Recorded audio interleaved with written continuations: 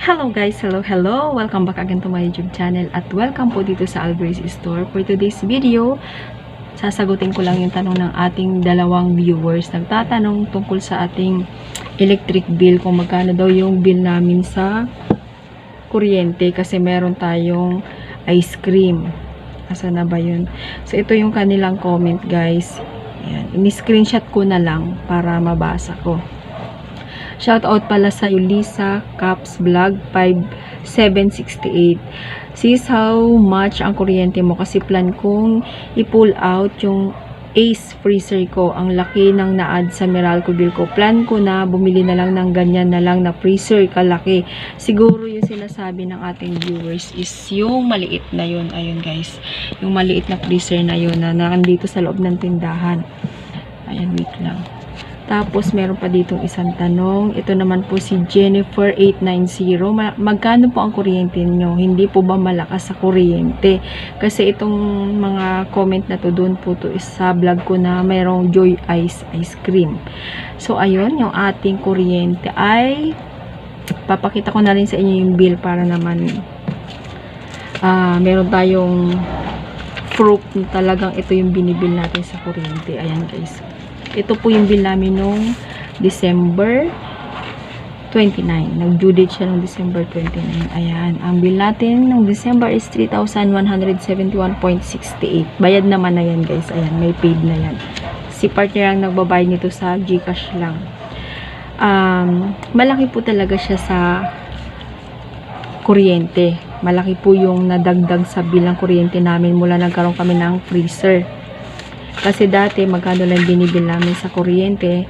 So, nung nakausap ko yung ahente niyan, sabi sa akin, mahina lang daw sa kuryente, ganito, ganyan. So, hindi ko naman malalaman kung hindi ko susubukan. So, ayun na nga. Hindi ako nagkamali ng iniisip kasi tumaas talaga yung bill namin ng kuryente. Ati guys, iniisip ko na siyang i-pull out kasi nga sobrang laki po ng bill ng kuryente. Sabi ko parang hindi yata... sabi ko parang lugi yata sa kuryente, pero naghintay ako ng ilang buwan kasi tiningnan ko rin yung flow ng customer pagdating sa ice cream kasi nung time na yun siguro mga ilang buwan pa lang siya, so marami pa rin namang hindi nakakaalam na meron na kaming ice cream. At saka dito sa lugar namin, doon sa main road ang meron, pero dito sa mga kalapit street wala. So, medyo tumagal, nag-inabot ng ilang buwan, medyo naging okay po yung benta ng ice cream. Sabi ko kay partner, wag na nating i-pull out kasi sayang, tayo lang yung ma-ice cream dito. Siguro naman habang tumatagal, makikilala ng mga kalapit nating street, yung mga customer natin na mayroon na tayong ice cream. So, ang ginagawa ko po sa pagbabayad ng bill ng kuryente, yung benta po ng yellow, yun ang iniipon ko para sa pangbabayad ng aming kuryente. Ito siya guys. Meron akong ditong itinatabing garapon. At itong laman nito, ito po yung mga benta sa yellow. At meron din ako nakalagay dyan ng electric bill. So lahat po ng benta ng yellow sa loob ng isang araw, dito ko siya inilalagay. So umaabot naman yung due date, nakakaipon na po kami ng pambayad ng kuryente. Halos minsan sumusobra, minsan naman sakto. At least, hindi na po ako kukuha sa benta mismo ng tindahan. Ito po ay nanggagaling lang sa benta ng aming yellow. Minsan, gumagawa si partner nung binabalot lang sa plastic na mineral. Pero madalas po tube ice yung meron dito sa amin. Every other day, may dumadaan ditong truck na nagdi-deliver ng ice tube. Nire-repack ko na lang siya. Ang ginagawa ko po sa pagre-repack ng tube ice is yung kalahating kilo is 5 pesos, tapos isang kilo naman po 10 pesos. So, ayun. Minsan, meron kami ditong customer na nanggagaling pa sa kabilang subdivision. Dito pumupunta, bibili sila ng halagang 200, halagang 150. Ayun, nakakadagdag sa pagbayad natin ng kuryente. So, para sa akin, sa nagbabalak na mag-pull out ng kanilang ice cream, ng freezer. So, kung hindi pa naman ganun katagal dyan sa tindahan mo yung ice cream, check mo muna, maghintay ka muna ng ilang buwan kung sobrang tumal ba talaga yan. Tapos, try mo din tong ginagawa ko na ipunin yung benta ng yelo para pambayad mo ng kuryente. Kasi dati, sobrang nadismaya din ako sa kuryente namin kasi nga tumaas.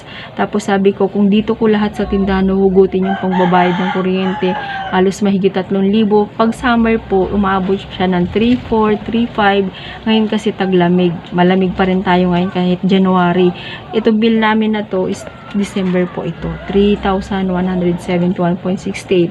Nung last year, mga buwan ng April, May, ganyan, umaabot po ito ng 3,400, 3,500, pero sa awa naman ng Diyos, kaya naman ang ating benta sa yelo. Kaya, ayun, tinutuloy-tuloy ko lang siya. Ito lang yung ginagawa ko dyan, guys. Yan, puro yung barya. Ang ginagawa ko na lang dito, minsan dito ako nagpapalit pagka kailangan ko ng barya.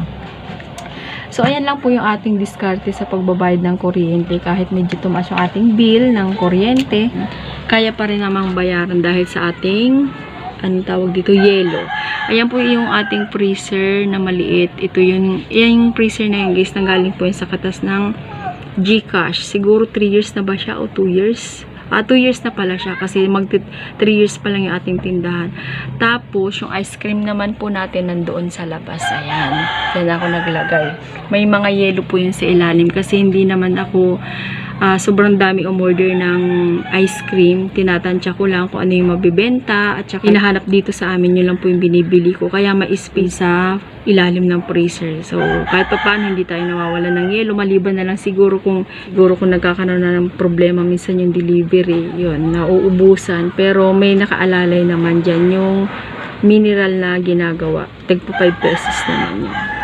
So, ayun guys, yan po yung aking share sa inyo ngayon. Sana mapanood ito ng ating viewers na nagtatanong about sa bill ng ating kuryente. Honestly, mataas po siya sa kuryente. Diskarte na lang natin kung paano tayo magbabayad na hindi naman magiging kawawa yung ating tindahan. So, ayun guys, dito ko na rin po tapusin yung aking share sa inyo. Thank you so much po ulit sa patuloy na panonood sa aking mga video. Maraming salamat sa ating mga bagong subscribers. Mga hindi pa po nakapag-subscribe, please subscribe my YouTube channel, Evil Grace 2. At syempre, pakihit na rin po ang notification bell para lagi kayo updated sa mga susunod ko pang video. Thank you so much. Bye-bye. God bless us all.